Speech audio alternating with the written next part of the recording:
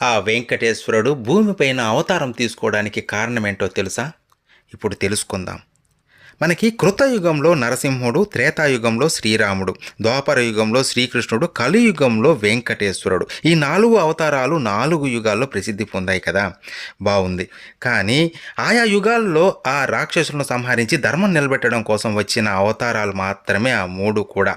శ్రీ మహావిష్ణువు ప్రత్యక్షంగా వైకుంఠం నుంచి వెంకటేశ్వరుడుగా ఈ భువికి దిగి రావడానికి కలియుగంలోని లక్షణాలే కారణం. ఇతర యుగాల్లోని మానవుల కంటే కలియుగంలోని మనిషి అల్పాయుష్కుడు మాత్రమే గాక బలహీనుడు కూడా. అంతేకాక ఈర్ష్య, అసూయ, ద్వేషం, లోభం, అహంకారం వంటి దుష్ట లక్షణాలతో కలియుగంలోని మానవుని మనస్సు కలుషితమైనది. ఇన్ని దోషాలు కలిగిన ఇప్పటి మనిషి ఇతర యుగాల్లో లాగా నేరుగా వైకుంఠంలోని భగవంతుని దగ్గరికి వెళ్ళలేని పరిస్థితి.